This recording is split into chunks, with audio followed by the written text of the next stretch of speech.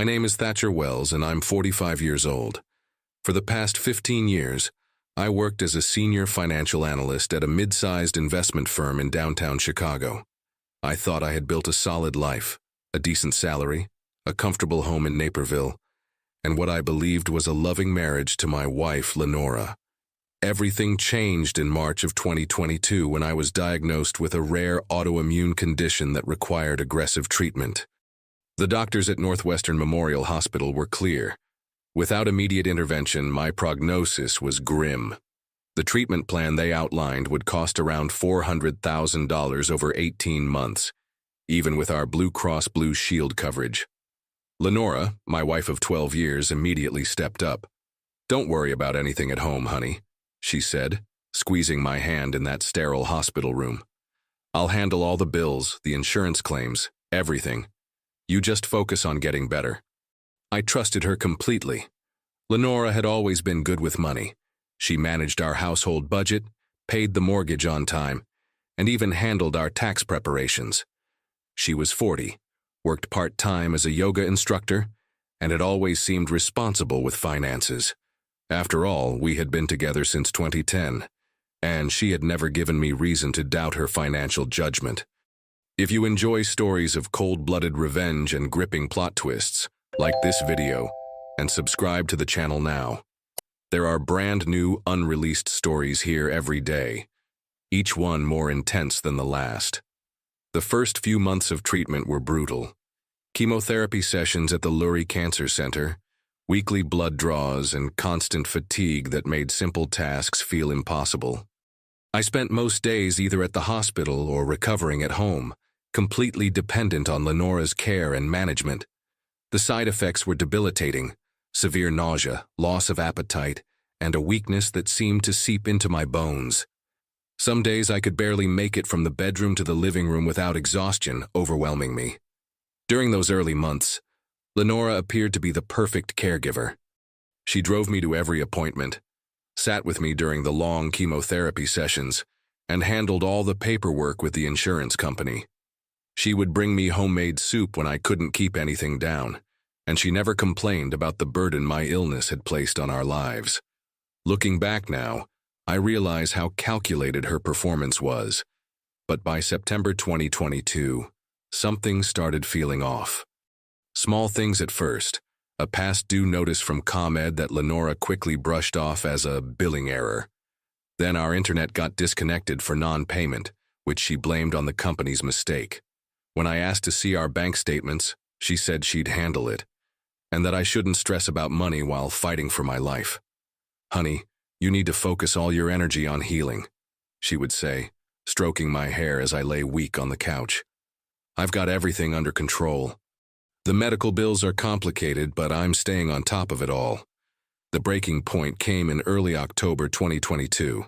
I received a certified letter from our insurance company stating that our health savings account was nearly depleted and that further treatments might not be covered. This made no sense. We had over $180,000 in that account, plus another $150,000 in our joint savings and my 401k rollover fund that I had carefully built over 15 years of diligent saving. When I confronted Lenora about the letter, she became defensive and unusually agitated. "The medical bills are just higher than expected," she said, avoiding eye contact. "Insurance doesn't cover everything, Thatcher. You know that. These treatments are experimental and expensive." But the numbers didn't add up. Even with the high treatment costs, we should have had plenty of money left. My analytical mind, despite being clouded by medication and fatigue, couldn't reconcile the figures. That night, lying in bed unable to sleep, listening to Lenora's steady breathing beside me, I made a decision that would change everything. I called my old college roommate David Martinez, who now worked as a litigation attorney in downtown Chicago. "Dave," I said quietly while Lenora showered the next morning, "I need your help with something, and I need you to keep this completely confidential." Dave and I had been friends since our freshman year at Northwestern University. He had seen me through my father's death, my mother's remarriage, and had been the best man at my wedding to Lenora. If anyone would help me navigate this situation, it would be him. Dave agreed to meet me the next day at his law office on LaSalle Street. I told Lenora I had a routine follow-up appointment, which wasn't entirely a lie. I was following up on something, just not my health. "Thatcher, you look terrible," Dave said as I sat down in his office, noting my gaunt appearance and the way my clothes hung loosely on my diminished frame. "How are you holding up?" "The cancer treatment is going well, actually. The doctors are cautiously optimistic," I replied. "But I think my wife might be stealing from me." I explained everything. The past due notices, the insurance letter, Lenora's evasive answers about our finances, and the growing sense that something was fundamentally wrong with our financial situation. Dave listened without interruption, taking notes on a yellow legal pad, occasionally asking clarifying questions about dates and amounts. "Here's what we're going to do," he said finally, setting down his pen and looking at me with the serious expression I remembered from our law school study sessions. "First, I'm going to request copies of all your bank statements, credit reports, and insurance records. Since these are in your name, you have every right to access them. Second, I'm recommending you hire a forensic financial investigator. I know someone excellent, Patricia Walsh, former FBI white-collar crime specialist." "Won't Lenora notice if I start investigating?" I asked, worried about maintaining the facade. "Not if we're careful. Patricia can work discreetly, and all communications will go through my office under attorney-client privilege. We'll make sure everything appears routine from the outside." Within 5 days, Dave had obtained a court order allowing us to access detailed financial records. The preliminary findings were alarming, but it would take Patricia's team another week to trace the full scope of the fraud. Patricia's initial report was devastating. Between May and October 2022, someone had made systematic withdrawals from our accounts. $45,000 from our joint checking, $85,000 from our savings, $120,000 from my HSA, and another $50,000 from a credit line I didn't even know existed, opened in my name while I was hospitalized and barely conscious from medication. But the most damaging evidence came from our cellular provider records. After Dave obtained a court order citing financial fraud investigation, Patricia was able to legally subpoena Lenora's text messages and call logs from our family plan. The legal process took 2 weeks, but what I found in those messages made my blood run cold and changed forever how I viewed the woman I had shared my life with for over a decade. The texts were to someone named Jake, saved in her contacts as her personal trainer. But these weren't about workout schedules or fitness goals. They were planning trips, talking about expensive restaurants, discussing luxury purchases, and most sickeningly discussing my condition with a callousness that took my breath away. "He's getting worse," read one message from August 2022. "Doctors don't think he'll make it past New Year's. Might as well enjoy the money while we can. He worked so hard to save it all these years." Another text from September was even more brutal. "Transferred another $20K today. He's too weak to check the accounts anyway. Poor guy doesn't know what's coming. Sometimes I feel bad, but then I remember how boring our life was before." The final message that Patricia found was from early October. "Booked us that resort in Cabo for next week. Don't worry about the cost. He won't need it where he's going. Can't wait to finally be free." I stared at the printouts in Dave's office, feeling a rage I'd never experienced before. Not even when I received my cancer diagnosis. This emotion was different, cold, calculating, and absolutely focused. This woman, who had promised to take care of everything while I fought for my life, was systematically draining our accounts while betting on my death and planning her future without me. "There's more," Patricia said, spreading additional documents across the conference table. I traced the withdrawals.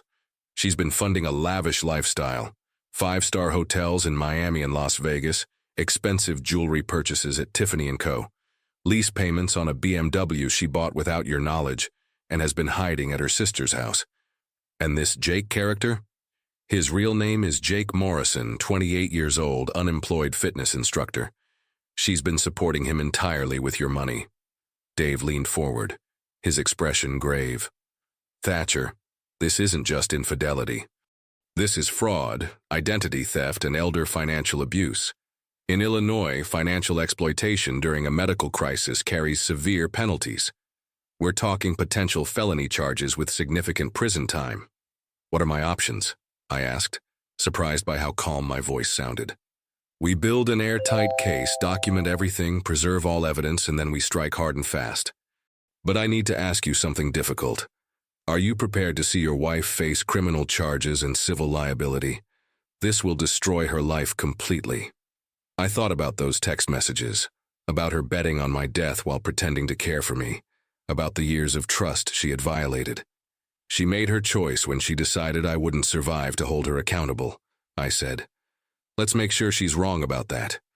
Over the next 7 weeks, while maintaining the facade of a trusting husband, Patricia and Dave worked methodically. They documented every fraudulent transaction, preserved all electronic communications, and even hired a private investigator to photograph Lenora and Jake together during their getaway trips funded by my money. The evidence was overwhelming and undeniable. Now it was time to act. The plan was surgical in its precision.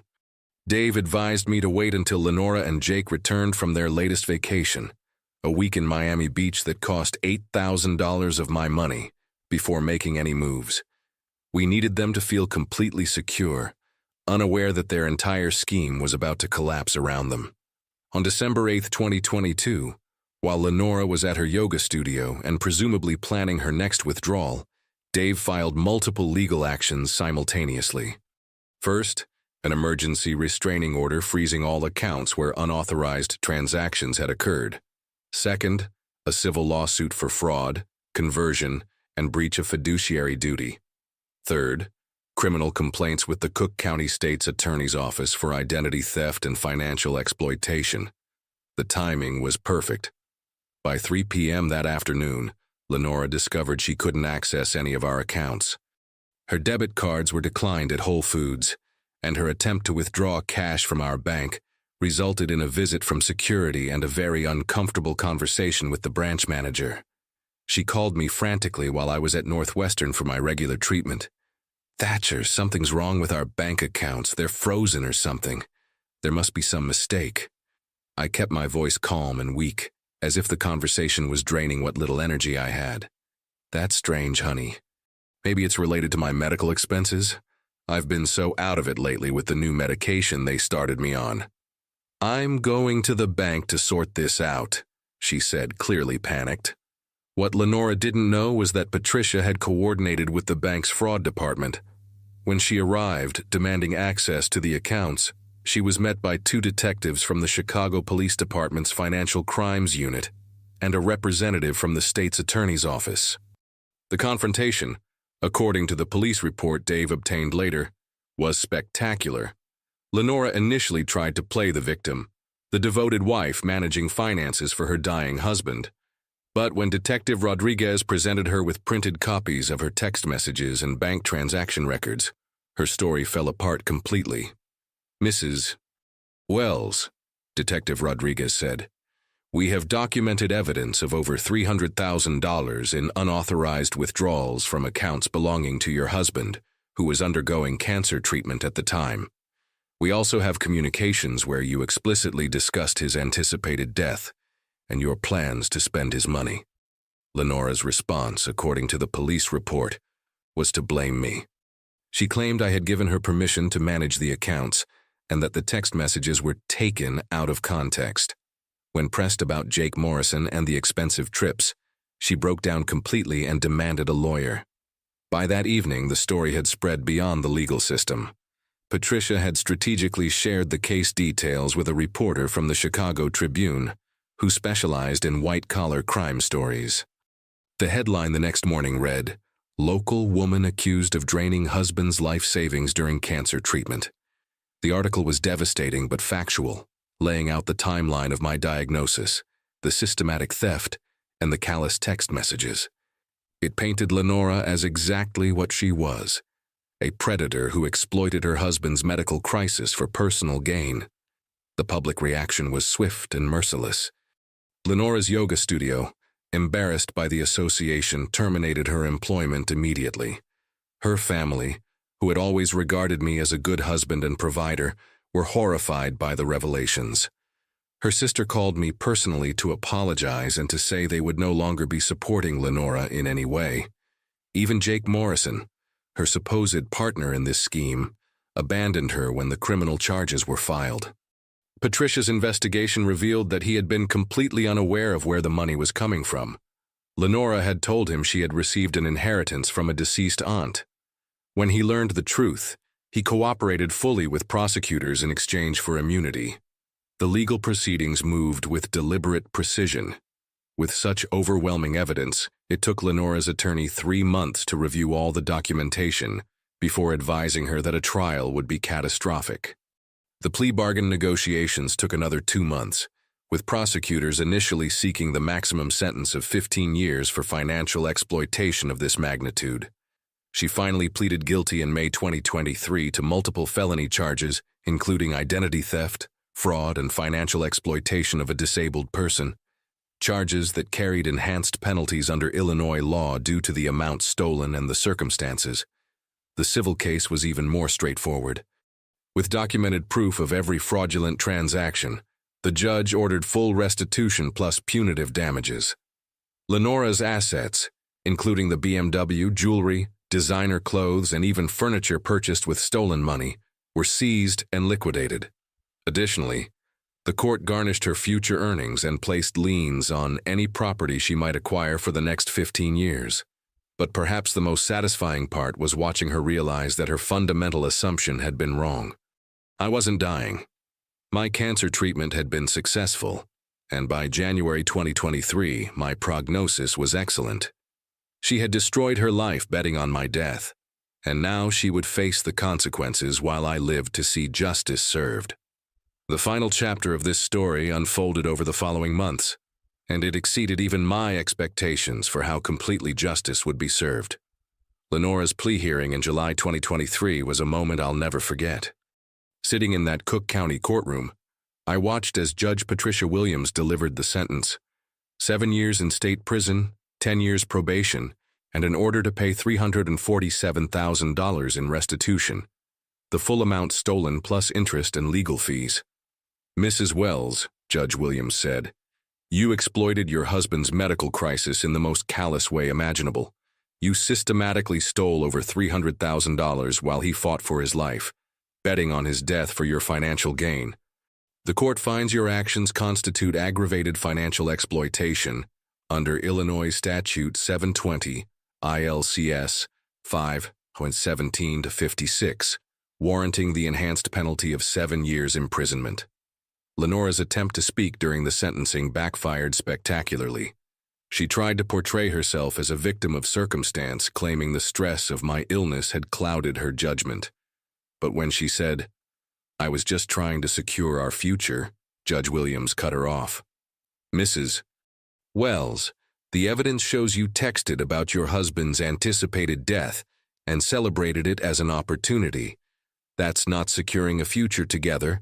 That's premeditated theft from a dying man. Fortunately for him and unfortunately for you, he survived." The financial recovery was remarkably complete thanks to Patricia's meticulous forensic work. The seized BMW was sold, returning $28,000. Lenora's expensive jewelry collection brought back another $45,000 at auction.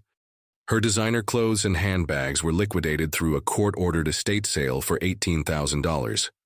The court also recovered $52,000 from Jake Morrison, who had to return expensive gifts and trips. Additionally, Patricia traced $89,000 to various luxury purchases that were recovered and liquidated.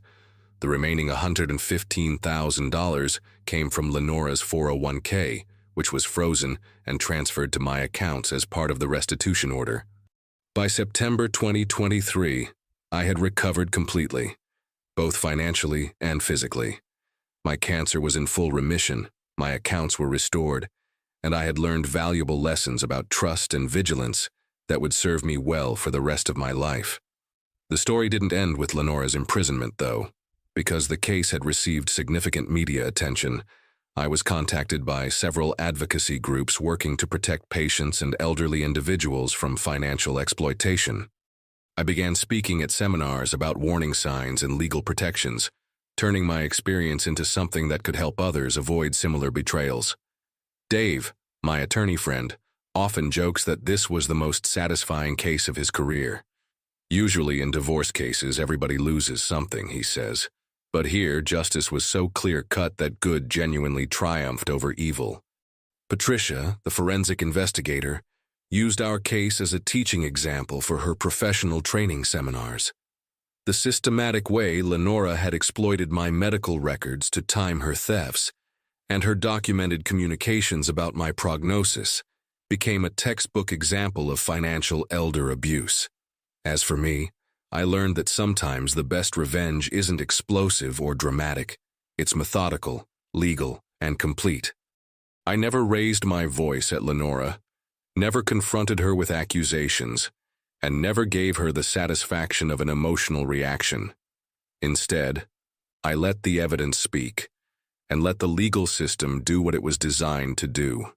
Today, nearly 3 years later, I'm healthy, financially secure, and surrounded by people who proved their loyalty during my darkest time. Dave, Patricia, and my medical team, who not only saved my life, but provided the documentation needed to protect my assets. Lenora, on the other hand, lost everything: her freedom, her reputation, her family's support, and any hope of financial security. The greatest irony of all is that if she had simply been a faithful, supportive wife during my treatment, she would have shared in whatever inheritance I might have left behind naturally. Instead, by betting on my death and stealing from me while I fought for my life, she guaranteed that she would have nothing at all. Sometimes the universe has a perfect sense of justice. You just have to be patient enough to let it work. If you enjoyed this story, please like this video and leave a comment telling me what you thought. And if you're not already subscribed to the channel, please subscribe and ring the notification bell to get alerts about new stories like this one. Thanks for watching, and I'll see you in the next one.